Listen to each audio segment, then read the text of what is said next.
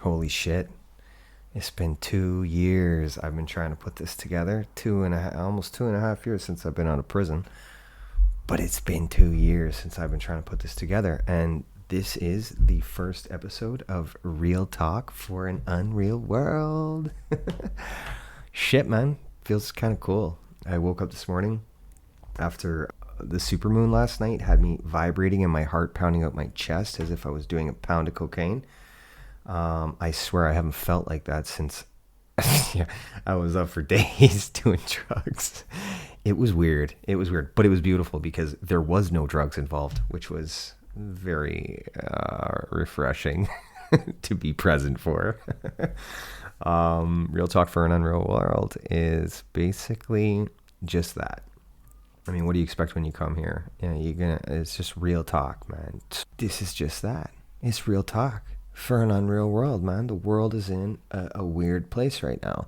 And I don't really want to go too much into like corporations and governments with this kind of thing, because the journey that I have chosen to accept and acknowledge is the journey within. And I think that that's where we are going to find the most value, where to put our energy and where to have conversations about. I think that it's paramount that we discuss what's happening inside of us versus in the material external world, because the material external world will have you, confused and wasting a lot of time and energy on thinking about it or trying to change things that we individually cannot change, because the systematic ways of life have taken a long time to progress to where they are, and we have to appreciate that. They do what's best for business and what's best for a small portion of people. It's just a reality. You've got to appreciate that. So when we're trying to talk about things and learn about things in the world, how do we effectively change the world? Well, for a portion of time, I believe that was in taking down governments and corporations and exposing them for what they were. But I realized that would probably waste a lot of my time, and very quickly I came to the conclusion that it is a collective consciousness that changes the world, and the only thing you have to do to change the world is change the way you perceive it. You know what I'm saying? And that's a very valuable piece of information. It's worked very well for me as an individual who thinks quite a bit about things logically and rationally and from many different points of view. It works for me. And I believe that when we perceive the world in a manner that we can only affect it from our place, it helps us to evolve to a higher self, to a higher being, into individuals that, care about the environment. We care about parenting as the most important job in the world. We want to learn outside of education. Life doesn't just become routine and structure inside of materialism, because that's the systematic way of life. It has you believe that success is defined through materialism, such as brands and houses and cars and whatever the things you may not need are, but define success to people that you do not know, right? Because we'd be living in a world where we're not communicating that much with people around us. So I think we can all be real about that. And that's the truth. I'm being real. It's fucking real talk for an unreal world. That's how it's going to be. But I'm going to try not to swear. So if it comes out, forgive me. But I want to be better with that, because I think that affects some people, and it's not cool. It's like a different vibration, I want to be better with that, so forgive me on those kind of things. So perceiving the world as we perceive it from a place of love helps you view the love in it. But perceiving it through fear, anxiety, and stress, as dictated through social media outlets and through news networks, and for every waking minute of the day, if you turn on most things that tell you how to think, they will sell you on fear, anxiety, and stress. And subconsciously you're viewing the world through the eyes of this, and it's something that if you take a step back, you can start to see. And really, obtaining this new perspective is just through awareness. And how do you become aware? Most people ask, how do you become aware? Because it's a common question. How are you aware of these perspectives and these philosophies and this view on life? Well, you become in the present moment. You're not living in the past or worrying about the future. You're living in the moment. Because when you're living in the moment, you can affect the present in the best possible way for you. It's very important. But the world teaches us to be thinking about yesterday, things that we cannot change, we must accept, or living in the future in hypotheticals and assumptions, things we do not know the answer to. We love to waste energy in places like that. And it's very common. I mean, it is. It's super common to do that. And that's okay. It's also totally okay for that to be happening, because it's a programming and it's a reality. It's a subtle programming that happens through television, that happens through the way we were taught as children. It happens in many different formats in society. We kind of just have this herd mentality, even with the way we think, because we see everyone else thinking this way and we see everyone else doing things that we sort of just follow without thinking. And what you've done there is you've actually taught yourself that it's okay not to think for yourself, that it's okay to follow others, because we also have this desire to constantly want to be accepted. In my own journey, I faced it. I addressed it. What is this desire to be accepted? Well, the desire to be accepted is because I didn't accept myself. And I was letting people think for me, and I was following people because I wasn't thinking for myself, And that's a reality. That's accountability and responsibility, friends. You know what I'm saying? Because it's something you got to have, right? If this is real talk for an unreal world, we're always going to talk real. That's the thing. Up in here, it's honesty, authenticity, and from a place of love. Now, have I embodied this in its entirety? Yes. But do I practice it? Yes. I do. I practice this heavily. Honesty, authenticity, and love. This is something that helps me think for myself. Because when I'm honest and I do things honestly for myself, I don't let anyone else come between that. Because I've set a philosophy for myself that I'm going to be honest and I'm going to be authentic. And I'm going to do it from a place of love. And you know what? Sometimes being honest and authentic, you got to have difficult conversations. You've got to be telling people things where you would normally say yes to because everyone else is saying yes. You got to say no. And setting personal boundaries for yourself that fit your philosophy is a wonderful thing. You deliver that message to these people around you or to yourself from a place of love. Because the conversation has to happen within before it can happen on the out. I mean, you got to set yourself up to understand who you are. And if somebody is trying to persuade you to act or think or be something you're not, the conversation immediately happens within, because you know that that's a red flag for you. That's not actually who you are or what you want to say or what you want to be. Right? So immediately that inner child, we'll call it, is talking to you. It's just whether or not you want to listen, whether or not you're choosing to ignore it to be accepted, or you're going to follow your own path. Let me tell you about acceptance. Acceptance is something that I found within. I was in prison. Yep. Homeless. Yep. I'll talk about my story in a minute, but when I was in prison, the physical door on the outside had been closed for me with a locked key that I did not own. But in that prison cell, the door in my mind that held me prisoner for quite some time had been opened. A very ironic place for it to happen, but very fitting as well. It was a very beautiful moment for me. 23 years as a drug addict. I spent, trigger warning, 15 years doing needles. I'm just trying to be real with you, set you up so you understand the story here. That's what this first episode's about. I had a very difficult life. I chose the difficulties. I came from a very wonderful family, absolutely filled with love, in forms. We'll get to that.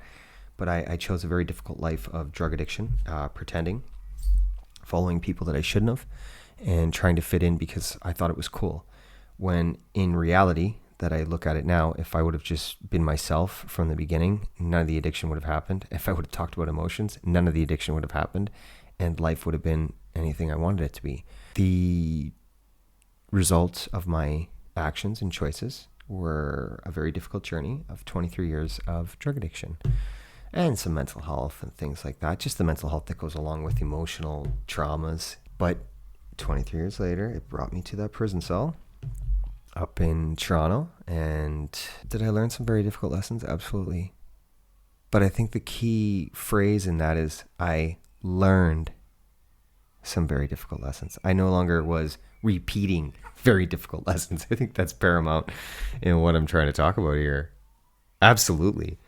In that prison cell, the door to my mind had been opened because I'd finally learned. I'd had enough. Some call it rock bottom. Some call it a spiritual awakening.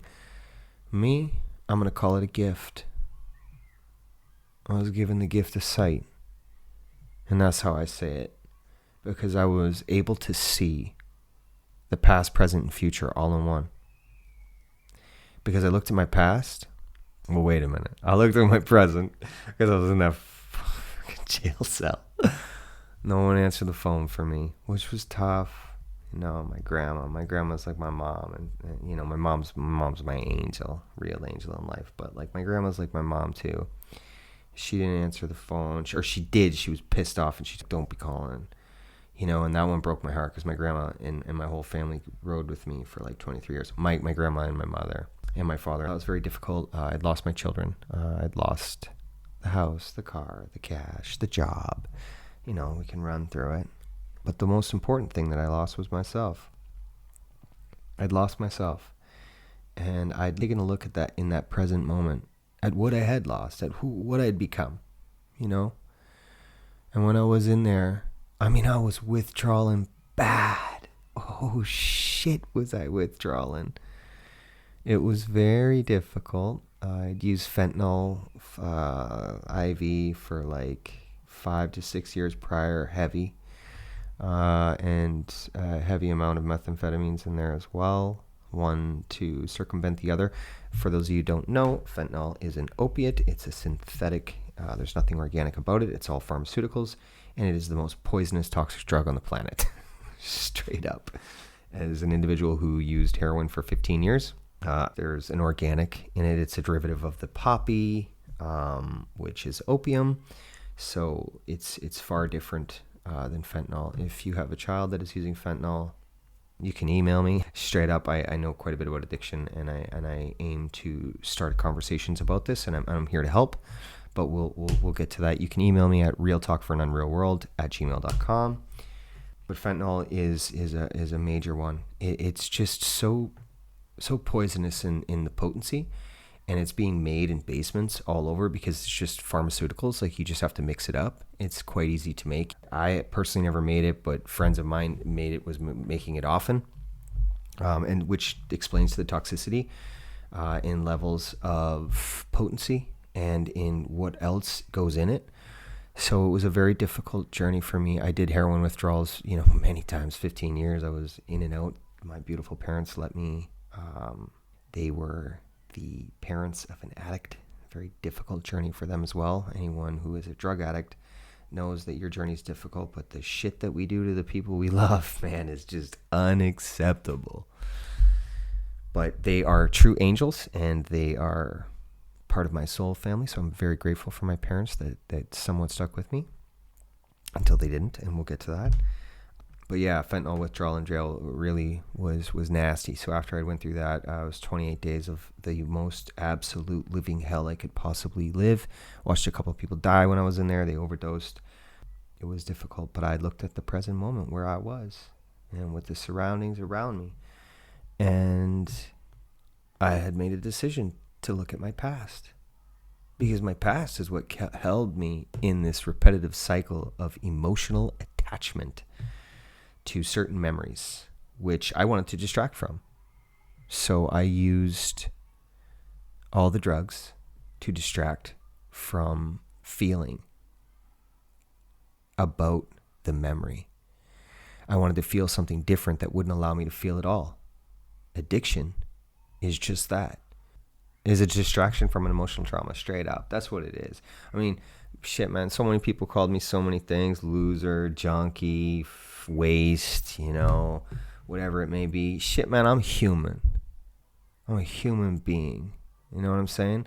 And so is every single individual that is facing a form of addiction or mental health. They're human beings. But the societal structured way of life with a lack of communication and a lack of emotional education has individuals creating bad thought processes for themselves, which creates mental health. And we don't really have any funding for that, or we don't educate on it at a very young age. Many people turn to addiction to distract from the mental health, which, one embellishes the other, absolutely. But let's be real here. I mean, it's real talk, right? That's what it is.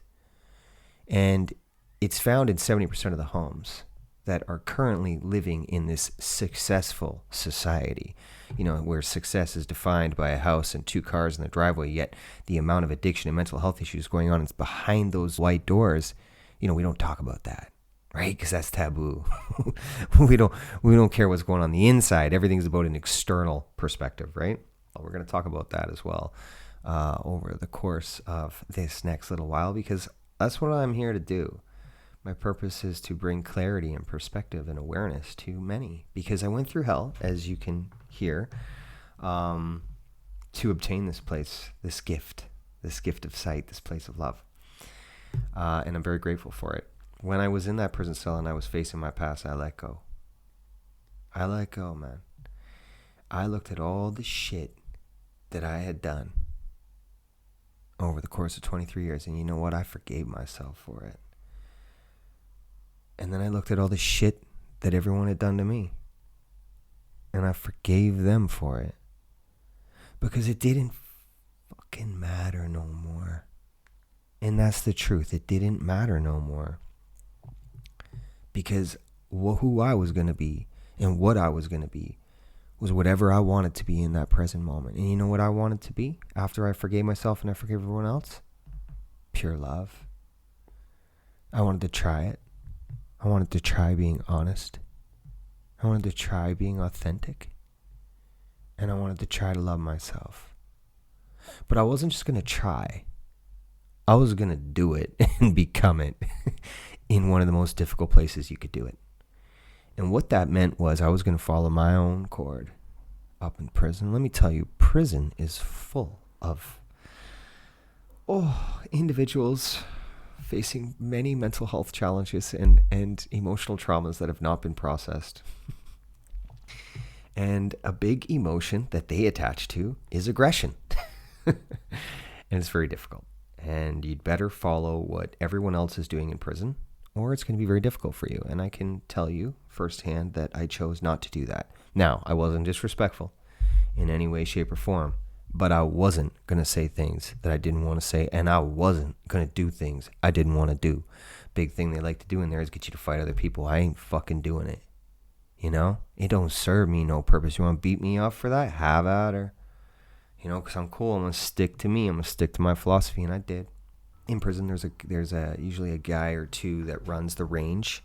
Usually the guy that gives the food, because it's the way they control you, is with the food. But yeah, he made my life quite difficult. He didn't like what I was about, but I seen he had one eye on me, kind of trying to feel me out, see what I was like, right? So how did I stay true to myself in prison? I was kind. People in prison are they're human beings, man. They've all had a difficult road to arrive at the place they have. Let's just say that. Everyone has a story. Everyone's on a journey. And living with a lack of love can lead you to places that, society deems as animalistic behavior or not worthy of being human, when it's just not the case. There are certainly circumstances that some individuals should be in there. Absolutely. I'm not going to take away from that. But I met many kids who had very difficult lives. A lot of it's sexual abuse at a very young age, and they turned to drugs.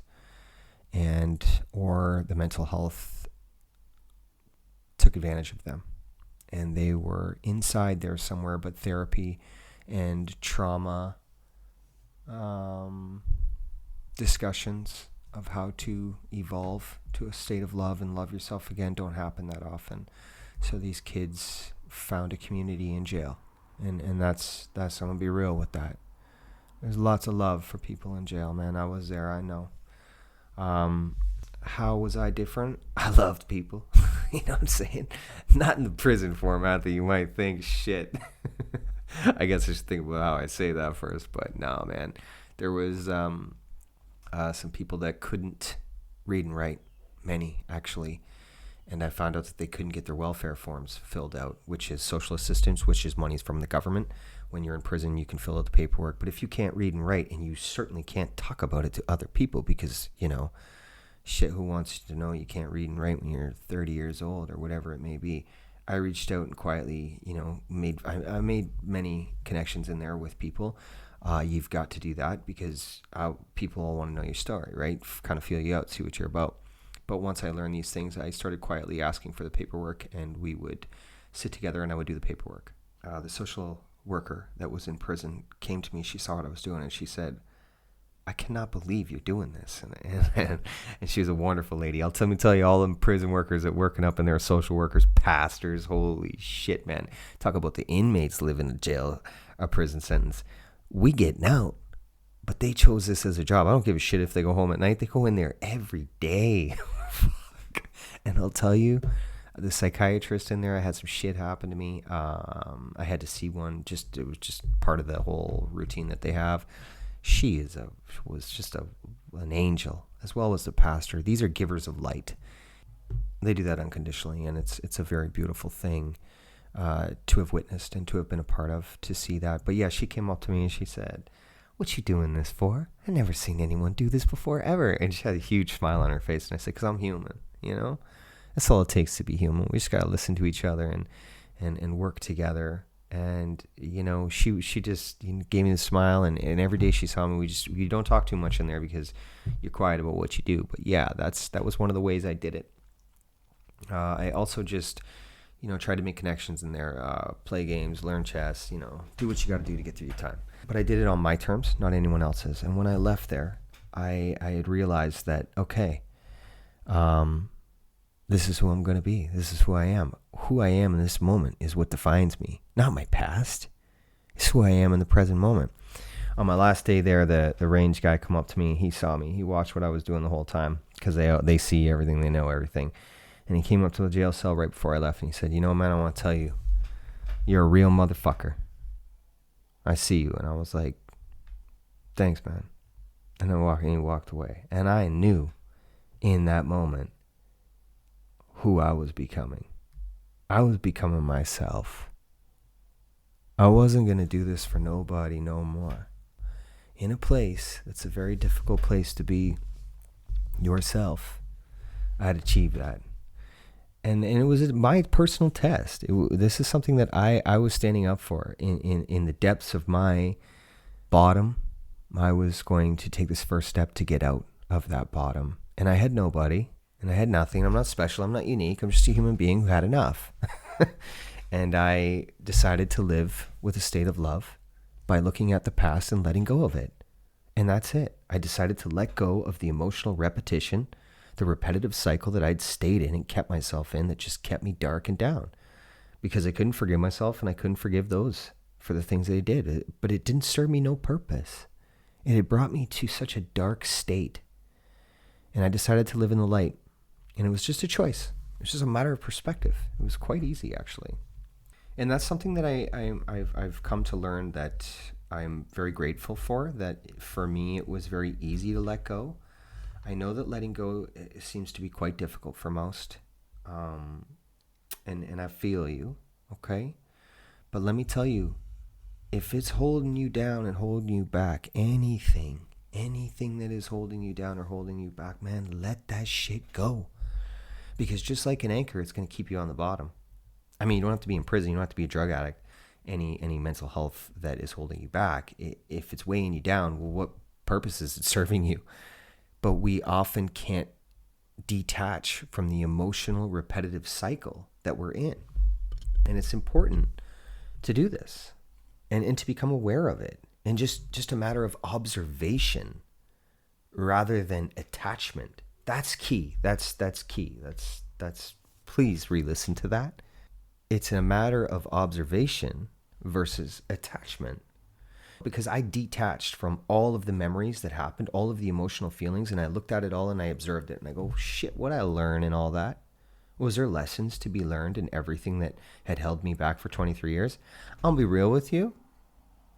23 years of drug addiction, all that bullshit, today is my greatest asset. That struggle and everything I went through, I'm put to you like this. And we'll go over the story in more depth as the episodes go on. But if I had to do it all over again, I would. Let me tell you, from where I'm sitting, as the individual who lived this journey, those are bold words. Very bold words. Because they carry a lot of strength and a lot of courage and a lot of bravery to speak. But I do what I say and I say what I mean. That's another big part of becoming into a state of love, is being honest, authentic. You do what you say and you say what you mean. It's very important. But that's the truth. If I had to do it all over again to be the man that I am today, I would. I would absolutely. And I look at my journey and all the difficulties that it had me living as such a beautiful aspect of my life. The struggles that held me back for so long are the things that push me forward today. And I mean that. It was through the detachment of the emotional repetitive cycle that I'd kept myself in. I did that to myself, that allowed me to observe the lessons through the experiences and see what they were all worth. And it was priceless. It was absolutely priceless. It's, there's no comparisons in stories, because whatever was my nightmare, if you're living a nightmare, that's your nightmare. There is no levels of nightmares. But from society's perspective, we look at, at drug addiction and being homeless and being in prison as something that's just detrimental to growth. So how does one overcome this? Well, I can tell you, if you're trying to look for something to detach yourself from your memories, look to me. If you need to do that for inspiration, to just let go and to have a new life and to be something more than you ever thought you could be. I'll also say I believed in myself. I absolutely believed in myself. I didn't care about the future. I didn't care about the future because I was going to affect the moment every single day to the best of my ability by believing in the man that I was becoming. And every single day I practiced that. I wasn't just exempt all of a sudden. I mean, 23 years of a pattern of thinking and all these bad behaviors. Shit, man. That's a lot. Like, yeah, I always say this. Quitting drugs was easy. Putting my life back together, that was a whole nother thing. I mean, think about it. Practicing a behavior of not working for years. Practicing a behavior of just total drug addiction. Like, I mean, I was homeless on the streets. If you have an east side in your town and you see kids on the street, I would have blended right in, you wouldn't have known the difference between me and them, or you would have, because I would have stood out. It was incredibly bad for me. I took it all the way. I was a professional drug addict. I was very good at it. I was very good at staying within my emotional traumas and using this as a distraction. But it was taking my life. It really was. I had believed I'd become something so much more, and I was shedding the idea of what I was. And that practice of thinking, the lack of self-confidence, the lack of self-esteem, not being accepted, it was a lot. But it didn't matter. None of that mattered, because it was me with myself. I accepted myself. I had found love for myself, and I'd forgiven myself and others for all that had happened to me, all in a moment. All in a moment. And then I would practice that behavior for time to come. It's been 2 years and I don't know, maybe like 4 months or something like that, or 5 months or something. Like, here we are today, I think it's like June something. I don't know. I'm not really good with dates and times because I don't like to live like that. I don't like structure and routine. I still don't. I still am like a free bird, man. I'm a wild child. And I live to my own accord, and I'm very lucky. Today I have a construction company. I live in Vancouver. I've got a beautiful place. I'm not much for materialism, but I do love motorcycles. I love motorcycles so much. It's a real passion of mine. And I'm going to shout out my homeboy, Colby Truman, from the company that I used to work for. He sold me a 2005 R6 for $500 because the man is a living legend, and he gave me a very beautiful gift, and I absolutely love the motorcycle. So shout out to Colby Truman. And talk about having friends these days, man. As a drug addict, you don't have friends, and you know it. You know it. You don't have friends because you don't know what it is to be a friend. But that was one of the most beautiful things that's happened over the 2.5 years. I learned to be a friend because I know what it means to be one. And I know what it means to have him. Damn near tearing up right now because I think about this man selling me this bike as a friend. You know, and he watched me go through shit. I was employed for this company for a number of years, 4 or 5 years. And he watched me as a total drug addict. And oftentimes I did some pretty stupid shit there. I was really good at my job, very, very good at my job. But high functioning drug addict. Well, high functioning drug addicts means I used drugs all day, but was able to work and keep myself together. We'll talk about that as we go. But yeah, he saw me out at my lowest point. Let's say one of my lowest points. I was just about to become homeless as I left this company, and to walk back in his office and have him accept me, and have the office staff accept me, and just be so happy because they, I was always a kind guy. I wasn't very angry. I just hurt myself when I did drugs. My problems were my problems. I sometimes blame people when they didn't give me money, for sure. My mom's a living angel. We will talk much about my mother because she's a big part of why I'm here. I overdosed 33 times. I think I left that out. 33 times I overdosed in the last 3 years of my drug addiction. So I'm here for a real reason. And I'm here to share about what it means to be an addict, to be an individual who lived with a lack of love. For all those of you listening to this that are trying to associate to the addiction, if you live with a lack of love for yourself, you and me, one and the same. We just choose to distract in different manners. Some of us choose shopping. Some of us choose television. Some of us choose video games. Some of us choose porn. Some of us choose sugar and eating, These are all forms of distraction from dealing with an emotional trauma or an emotional memory that you've attached to. It distracts you from getting to know who you are. So addicts aren't much different than everyday people. You know why? Because we're human beings that feel. And it's my purpose to be here to share this kind of stuff. And the wisdom that I've gained along the way over this course of this 23 years is so beautiful to be able to be here and share. And I want to say I'm very grateful for the humans that were there that got me to the hospital and brought me out 33 times. Fuck. It's hard to say that, actually. It is. It's hard to say that, but I know I'm here for a real reason. So I'm going to share that reason with you, and I hope that you can find some wisdom, and I hope that it can help you in your daily life perceive life in a better manner so we can grow to a collective consciousness of love, and we can see the world as a community. So we can inject unity and respect and trust and honesty and authenticity. And we can stop all this bullshit pretending. Stop doing jobs that we don't want to do. What a waste of time. Start learning every day for ourselves and be a part of who we want to be. I think this is what we're here to do. We're here to learn. We're here to grow. But we've been tricked. We've been tricked into thinking that we got to do jobs, and they trick you from a very young age into thinking that, I remember being in school and them talking about credit. If you don't have credit, you ain't gonna have nothing. It's like, well, that's not a very good system. Like, if I'm gonna have to be bound to a system that's never gonna pay me what I'm worth, so I'll constantly have to owe it something, well, that for the rest of my life? Oh no, that house that you're gonna work for that you pay off by when you're 65, you'll get to enjoy a little bit of time then. But don't be dreaming about that till you're 60, 65. And in this day and age, if you've got children, they ain't going to know what retirement is. Because I'll tell you, up in Vancouver, home built in 1980s, $2.2 million. That's reality. So we're going to talk about all these wonderful things, and we're going to bring awareness, and we're going to bring perspective to wonderful, beautiful things in life that are going to help you grow. Because that's what I'm here to do. That's my purpose. My name is Justin Wood, and I'm the son of two beautiful people. My mother and father are Bob and Donna Wood, And I'm very grateful for them. I'm very grateful to be here, to be able to share this with you, and welcome, because this shit's going to be a ride, man. I'm going to have some cool people on here. We're going to talk about some cool shit, because I'm just real, and I care about people so much.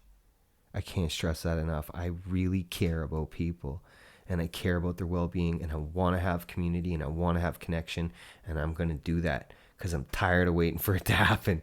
So I'm going to give my life to that. So I appreciate you sharing my stuff or helping me grow in whatever manner you can.